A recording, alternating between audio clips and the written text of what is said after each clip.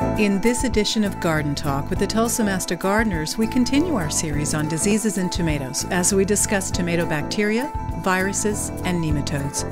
Then we'll discuss how and why you should get your soil tested, as well as answer some of your gardening questions. Welcome to Garden Talk.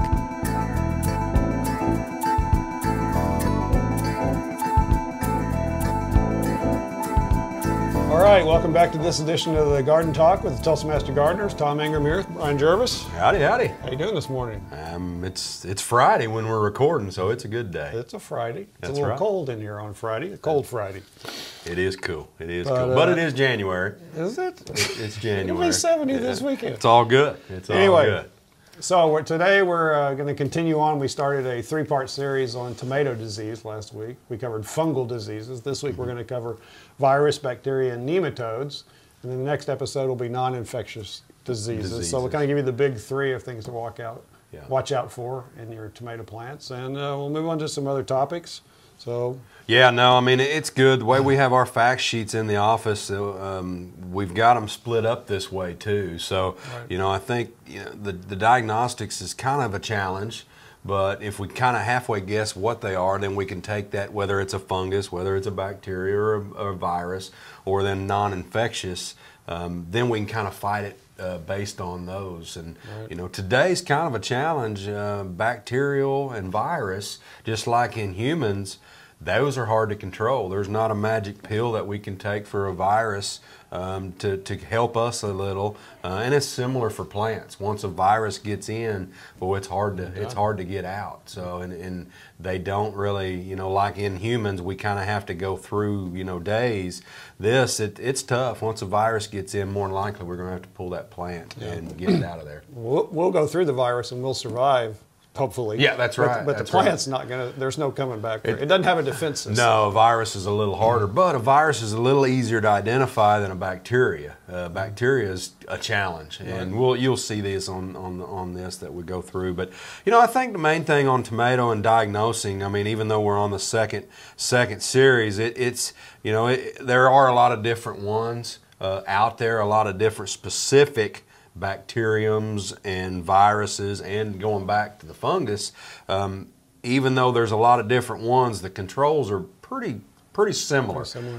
Pretty similar. So, and I think you'll see this after today that, you know, you kind of have some similarities, but there is some true differences between what we talked about with a fungus and then what we're going to be talking about with a bacteria and viruses. Right. So. Well, if nothing else, you'll know what's terminal that's right. for your plant, and what you can kind of weather and how to and still get some fruit off your plant, which is the big thing. Is it done, or can I still keep going? That's right. Or scouting again. You're going to keep scouting, and if you start seeing some spots, pick that leaf off. Go back back to the stem and pick that leaf off to see, you know, if it's something just on the outside, maybe you can get it out of there and it won't spread anymore. So I mean, just precautionary type stuff also. Right. So, wash your hands for 20 seconds. No. Try and stay healthy. Keep your plant healthy. That's right. So, but yeah, before we get into anything, I think we got to talk about the disease triangle first. And disease triangle we hit last time, and we'll hit every time because it is important. You know, to make a disease, to create a diseased plant, you have to have three things. You have to have a susceptible host. So a plant that is susceptible to that bacteria or that fungus. You have to have a virulent pathogen, a pathogen that will attack, and then you have to have the proper environment. So with all three of those things, then you have disease. If you can slow down any one of those three things, then that's going to cause less disease in the end. So it's kind of simplified, but then again, it's a little more complicated than that. But it's true though. If like for example, the fungal diseases thrive in hot, humid, wet conditions. So if you can keep your plants not wet, correct, and keep that splashing off there, you'll minimize your chance. So it's very true. It's a simple little way to remember it all, but it's true. And it works. And I mean, you know, like it just, you know, you dry your plant out, water at the right time, put that mulch down we talked about last time. That's again going to be important as well.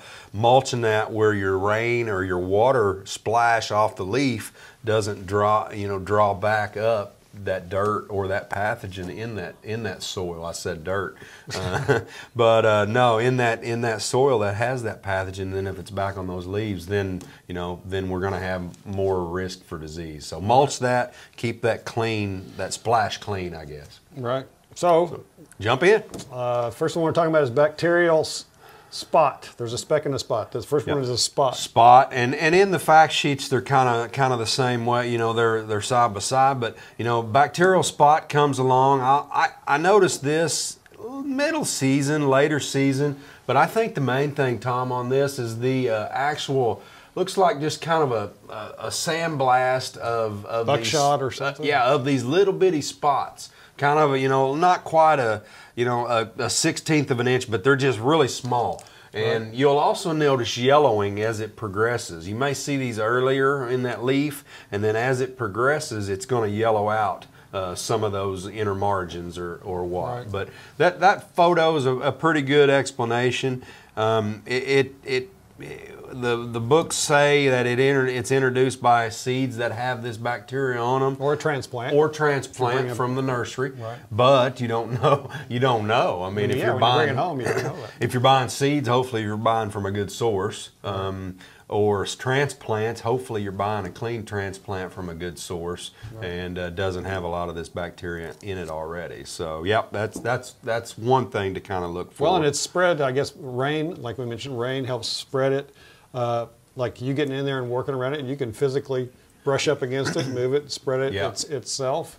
Yep. So, and any wounds, like insects that pierce, they can spread, or they open that wound and susceptible to other things as well.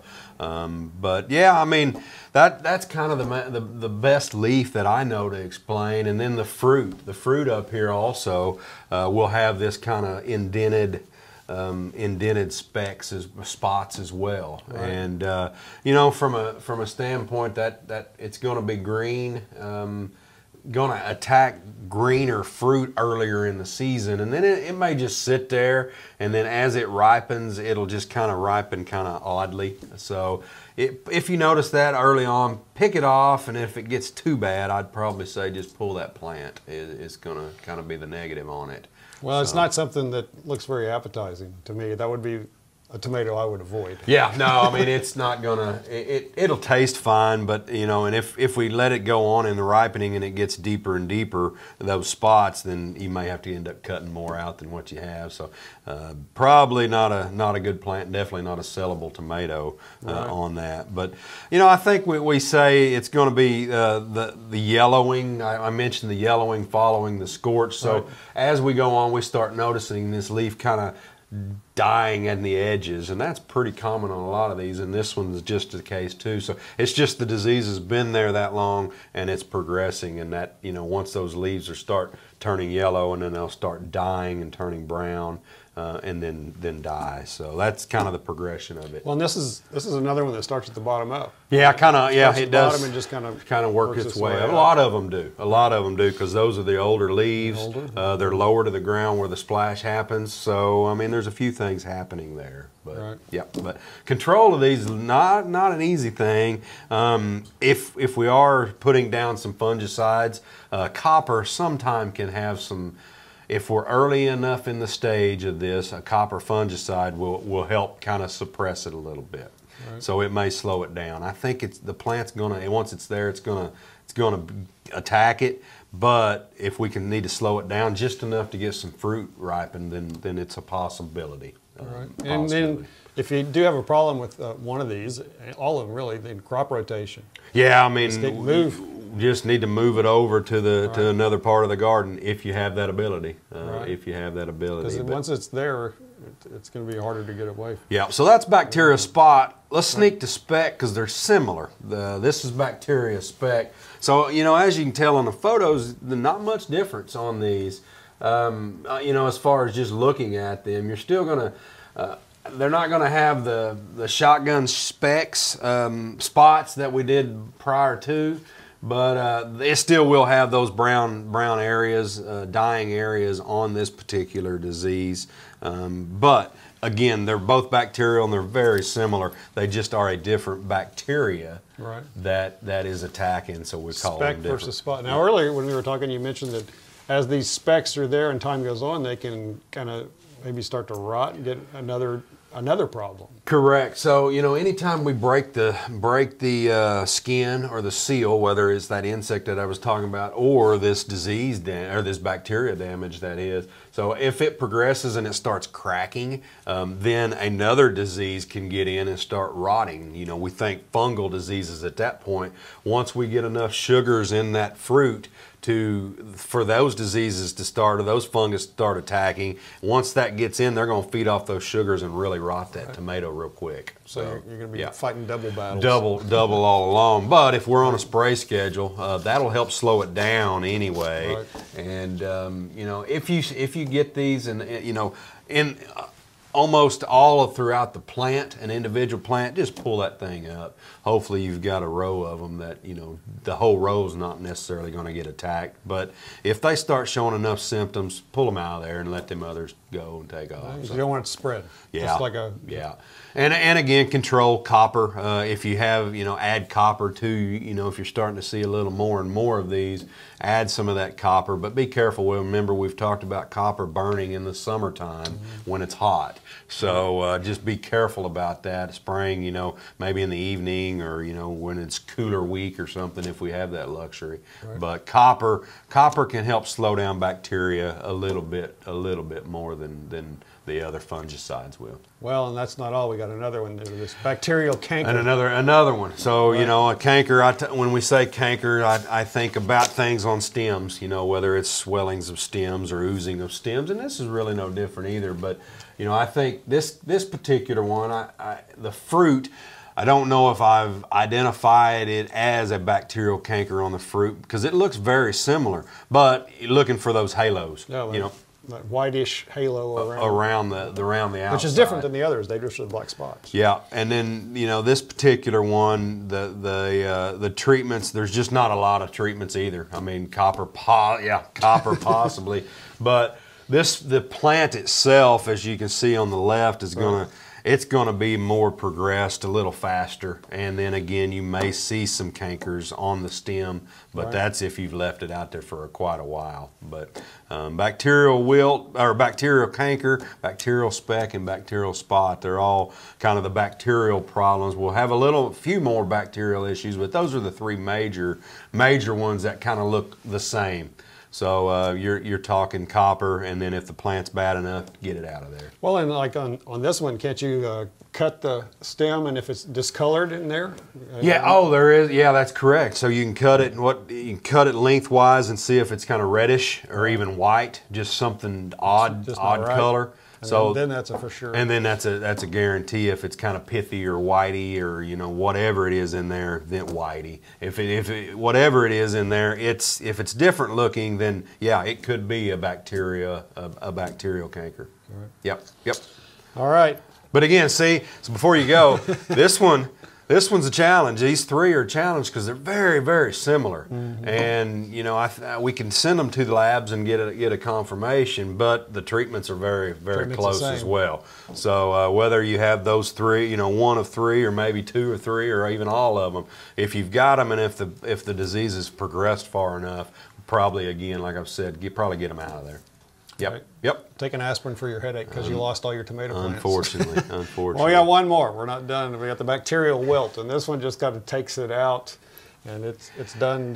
This is pretty quick, and again, I mean, you may have a row, and this one is one where you may have 3 or 4 in a row that get attacked because it's all right in there, and this bacteria lives in the soil.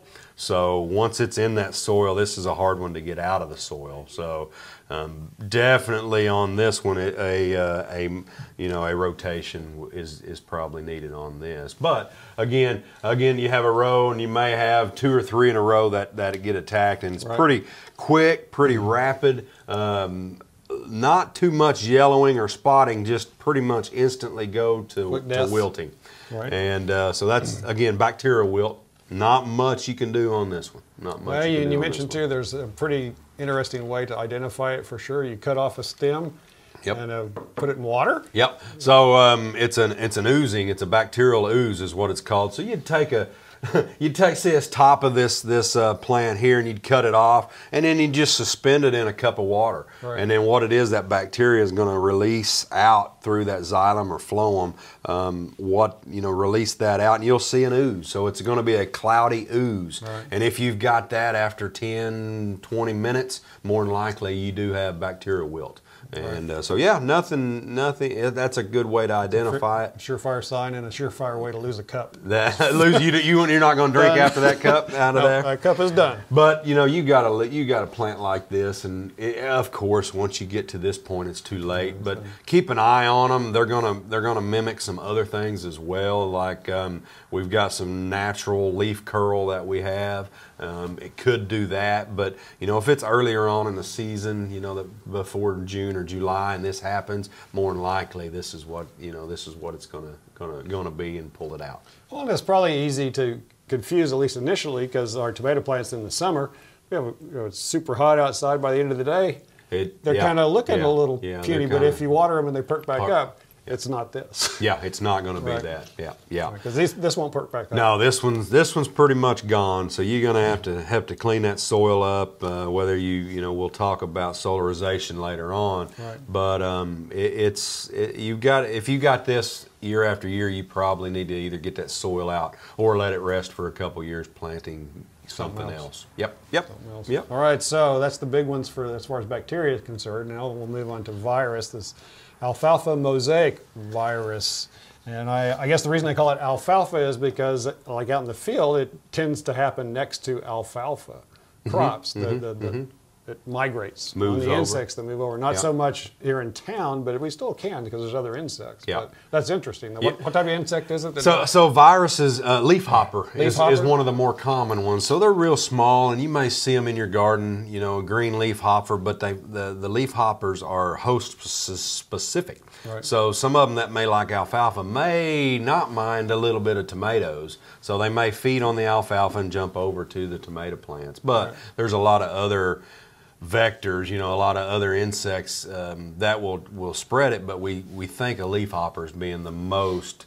They're one that is going to spread viruses. The rose rosette, that's kind of a mite, but there's some leafhoppers in there that can spread some viruses well. So you're taking one insect, he's feeding on a virus plant, then he's jumping over to another one and then spreading that virus out. So that's definitely an issue. But viruses are kind of interesting. There's no control for them. Well, just like us, we get a virus, we just got to tough it out, but they can't really tough it out. It's harder for them to tough it out. I mean, you hear witch's broom or the rose rosette is a virus. So what viruses do is just cause the plant to do various things. Various different things and unusual and strange growth, like the darkening the and cracking, and the way those leaves look. They're all kind of multicolored. Yeah, or you get concentric patterns on that. I mean, there's really, if you Google and look at virus tomatoes, there's so many different cool patterns out there that these odd viruses will cause. Not necessarily hurting the fruit or anything, but in this case, yes, it will. I'm not eating. But there's just a lot of different viruses out there, and I don't want to lump them all together, but it's easier to do that because of the numerous different ones that we have. But alfalfa one, again, we've talked about spreading by insects. The patterns, we've talked about that, but we get tobacco, mosaic, which you can spread by smoking or nicotine. The tobacco leaf, tobacco cigars or nicotine itself, that will spread it. So a lot of different viruses out there, and not much we can do about them. Curly top is another one that we have. Curly top here. You have that, yeah.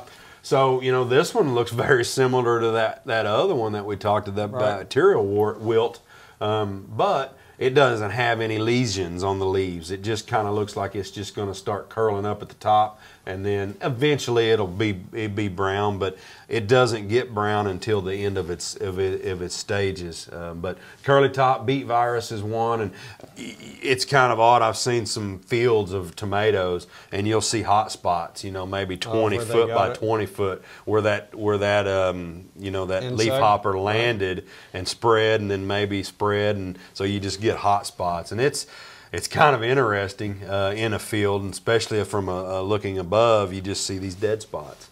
And so that's what you're going to see, and it may not necessarily be at the edge of the field. They may have flew over to the middle of it or something. So I've seen a lot of neat, I'm going to call neat viruses in fields. Well, it's interesting. You know, like on this one, the veins there kind of turn purple. Kind of have that dark purple appearance, and yeah, so it's just kind of an odd one. We can test for this, you know, on a homeowner that may have 1 or 2 plants, not really need to send that to campus. But for a grower, you know, where he's growing, you know, 2 or 3 acres of these, and we have some problems, yeah, it'd be good to identify, isolate which one that is. That way we can attack it if there is anything to do. Well, they want to salvage the rest of their crop. That's right. They've got a lot of crop around there that they still have to keep fresh. So now it's viruses are kind of an interesting challenge, but we just kind of live with them. Right. Yep. Well, and then we move on away from that to our nematodes, which I think are very interesting little creatures. Yeah, these are microscopically kind of stepchilds here. They're not really viruses, bacteria, fungal, or, you know, they're not really insects. So what these are microscopic worms, and I bet everybody's came across them if they've grown tomatoes. And so if you get a tomato at the end of the season, you say, this was a dog plant, it looks terrible, it didn't do very much. You pull it up and you get nodules on the roots. Right. And this particular one is a root knot nematode, called that for that reason. Obvious reason. Because what happens, that nematode, it's a soil-borne microscopic worm. And it gets in the plant cells through, you know, openings, whether it's the stomata or, you know, cracks or anything, or an insect can spread a nematode as well. But a root knot nematode is a soil-borne nematode that will, you know, over time the population will get big enough and we'll get symptoms.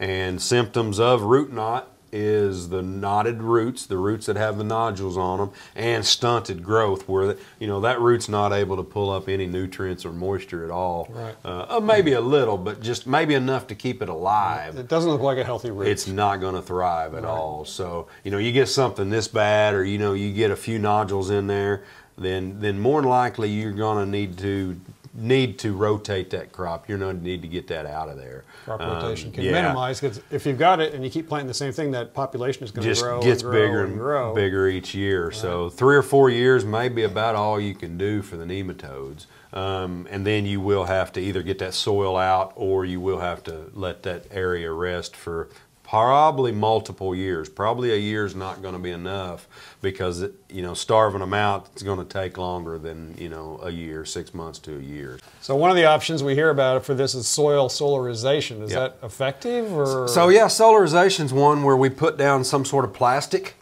usually a black plastic or a clear plastic, where it absorbs the heat and then heats the ground up. With no crops. With no crops. It's just a blank, you know, put that plastic down and heat that soil up that way. Mixed results.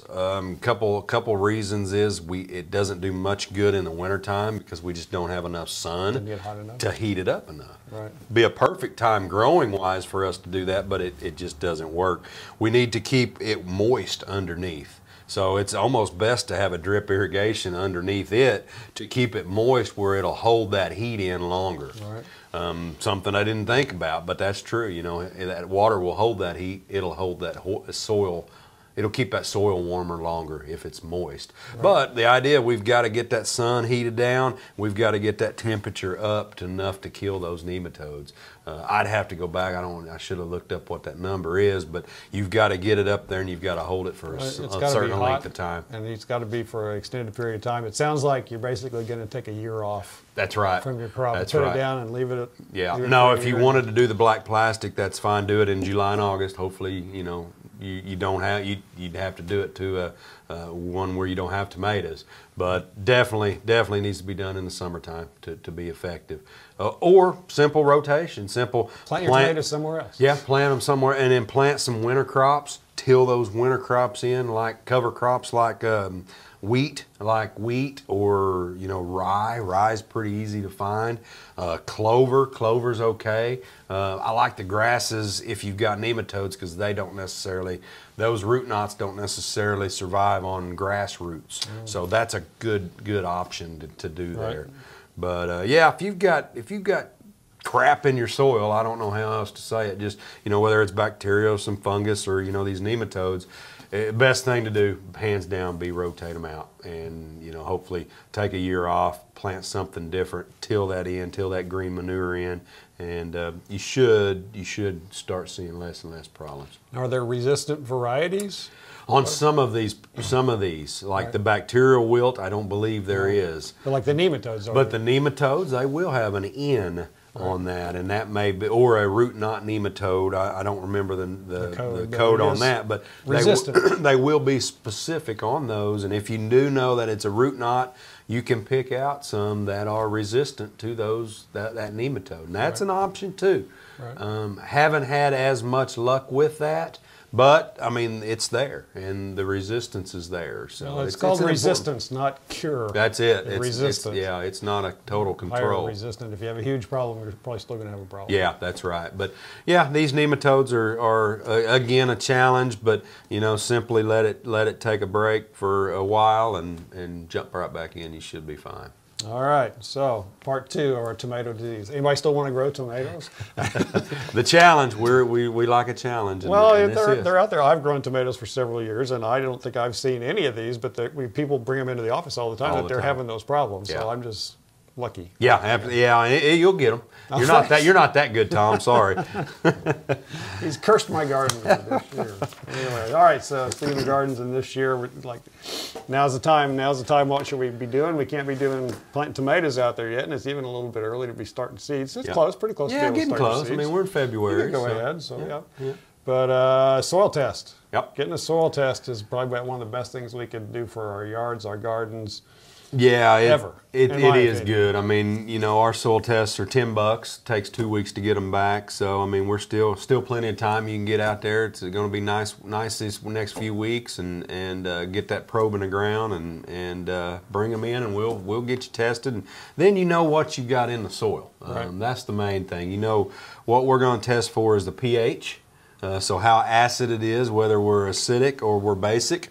We kind of want in that middle range of about 6 to 7 is kind of the target, but we can go a little wider than that. But so pH, we kind of want in that middle range, and the only way to know is if you do a test. You have to test it. I mean, you can do one of those pool tests that, you know, do some drops of water, and, you know, maybe dilute it and all that sort of stuff, and that'll get you close, and it may work for some, but for $10 we can get it sent to the lab and have an exact and then an exact recommendation on how much amendments to add to adjust it. So pH is a very important, probably one of our most important things that we test for on this. The other 3 nutrients that we test for are the big 3 fertilizers: the nitrogen, the phosphorus, and the potassium, N, P, and K. So every bag of fertilizer will have N, P, and K on it. And so what we're doing, we're testing to see how much fertilizer, how much of those nutrients are out in that soil. So if it's low, we're going to suggest more. If it's high, we're going to tell you not to add any more. So pretty simple, pretty easy way to do it. You know, this particular picture shows some good things. This one has a probe. You don't have to have a probe. Tom's got a. This is what I use. Yeah. Like a bulb planter. Bulb planter. It works pretty good. You can get down there and get the soil out with that. So that works real good. So just, you know, a spade works. I mean, anything just to get down, and, you know, if you tilled your garden up already, you've already kind of mixed it up. So you can just take a shovel and get that. But, you know, a probe, and the main thing is to get 15 to 20 samples in the area that you want tested. So if you got a vegetable garden, you know, 20 by 20 or 40 by 40, just randomly go through there and pull 20 samples, 20 cores, mix those cores up, and we need a full pint of soil. So we need a full pint is how much. About a sandwich bag. Yeah, about a sandwich bag is what we need. So if we send it off with less, then they send it back. We're 2 weeks behind on getting the results back and everything else. So just try to keep a full pint of soil. But yeah, 20 samples per the area that you want tested. In a clean bucket, of course. Don't put it in a galvanized bucket. That's usually not a problem. Or just a bag. We get them brought in, you know, in all kinds of containers. But you know that's pretty simple, pretty easy to go. And then the depth of the roots is another thing. If you know down about 6 inches is kind of where we want to go. Most of the roots are within that 6-inch range. Most of them are within that 3-inch range. But you know, in our vegetable gardens and others, those roots can get deeper. In our lawns, they can stay a little shallower. So you know, it seems like the test is calibrated for about a 6-inch depth. Because the nutrients are going to vary depending on the depth. So they assume you're going to bring in a 6 Bring in 6 inches, yeah. And you know, some of these immobile nutrients we talk about in a minute, you know, there's going to be a lot of them on the top. So it's not going to get down into the soil like we thought. So if we just took a top 1 inch or 2 inches of sample, then it'll be heavy, it'll be high of those P and K because we haven't got all the way down. And the lab has figured that out, you know, kind of averaged out that 6 inches and making it work. So yeah. But yeah, I mean, so you got your nitrogen, phosphorus, and potassium, and then nitrogen is mobile in the soil. Mobile meaning that it goes up and down real easy. Moves around. Moves around. The water. The plant can easily pull up. Nitrogen's our main thing, and since it's mobile, we're going to be putting nitrogen down every 2 months, essentially every 40 to 60 days. It needs to be. A little bit of nitrogen needs to be replaced because it's getting used up, getting washed down, losing it in the air, that sort of stuff. So nitrogen's mobile. Phosphorus and potassium, P and K, are immobile. So once they're in the soil, they stay there. They kind of get locked down. Those roots have to become in contact with that P and K to be able to pull it up. So make the chemical reaction happen. To make it work, to make it happen. So it doesn't move. It doesn't go up and down into the soil profile. So a lot of the times, since it is immobile, a lot of the times our numbers on P and K are pretty high. So we're not needing to add a lot of P and K at all. So keep that in mind when you're picking out fertilizer, when you're doing a soil test, whether you're doing a soil test with us or not, because most of the time you're only going to need nitrogen. And that soil test will more than likely prove it. But get one. Now's the perfect time for that. It'll save you money in the end, and it'll definitely be safer and better for the environment. Well, I like the analogy Dr. Zhang, soil scientist at Oklahoma State University, uses of the lawnmower. Essentially, the lawnmower, we've got gas and we've got oil, and the way he presents it is the gas is like the nitrogen. It's what makes it run.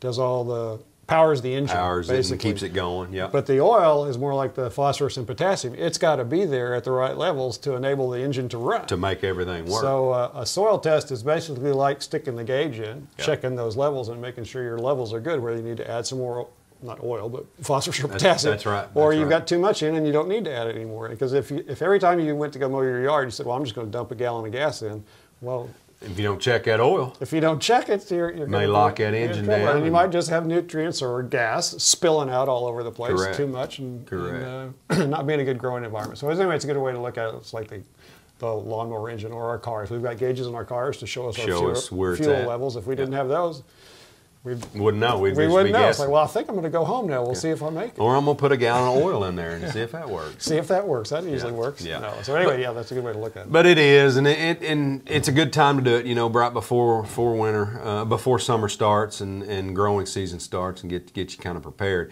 The other thing to do is, where do I test? So a lot of times our farmers or our larger fields, they may go 40 to 80 acres with one test. If they're all uniform or all the same. They're treating them the same. They're all treating the same, so there's no need to really spread that out, and the soil type and makeup is very similar. So that's kind of what we think of in our lawns or in our landscapes at the house. So we may have a backyard that we treat different than our front yard, then I would just pull a sample for the backyard and a sample for the 15 to 20 yard. samples? Samples. 15 to 20 samples. Yeah, mix them up. So you got an azalea bed. A lot of people do have an azalea bed, or a shady area. Just something that you treat a little different. I would probably test it. Right. But if we treat the backyard and the front yard the same, as being that we fertilize it the same every time, you can do one sample on that. So, you know, don't bring in on this one. I wouldn't bring in 10 different samples, but you know, your vegetable garden, your azalea garden, and maybe your yard, possibly. So, and then once you test, how long before I need to retest again? And you know, they say 3 to 5 years or 2 to 3 years. But if the yard and the vegetable gardens, everything's acting right, and it's doing fine, I don't know if I'd mess with another test for, you know, until it starts showing symptoms. Some folks like to test 3 to 5 years, and that's perfect. But doesn't hurt. It doesn't hurt. The pH, changing the pH to add lime, we're going to raise the pH, and adding sulfur will lower the pH. Now you're talking about the recommendations. Once you get your soil test done, you're going to get this sheet back from Brian. Brian's going to have filled it all out with the recommendations on there, and it's going to tell you what your levels were, and then the recommendation for what you need to do about it, more or less or none, et cetera, et cetera. Yeah. But they'll get this sheet back. Yeah, so this is a sheet for turf and ornamentals, so an azalea bed or your lawn, we will use this sheet. And it's pretty simplified, and you know, on this, it'll tell you, you know, like Tom said, it'll tell you the number, and then it'll tell you the you know, whether it's an excessive, adequate, or low on those numbers. So all of this will be there. It should be pretty simple. More than likely, we're going to tell you to add nitrogen, just because, again, it's mobile and we're using a lot of nitrogen. Right. So this particular one is 4.9 pH. So again, it's not in that middle range. It's not in that 6 to 7 range. So we're gonna add lime to this particular sample, and should be fairly simple. Again. Right. 10 days, 2 weeks to get you the results, and it's $10 cash or check, and then a full pint. So you don't come and have to go get cash or, you know, get some more soil. But yeah, and I think this next slide you kind of got it blew up a little bit where it shows these numbers, which is very important. You know, you want to know if it's high or low. You know, adequate. So this sample is a 10 on nitrogen. It needs to be 40, but again, like I said, that's pretty common. We're always going to need a little nitrogen unless you just fertilize prior to. And then phosphorus and potassium, those numbers are pretty average in what we're seeing. Phosphorus is 65 is where that index number means.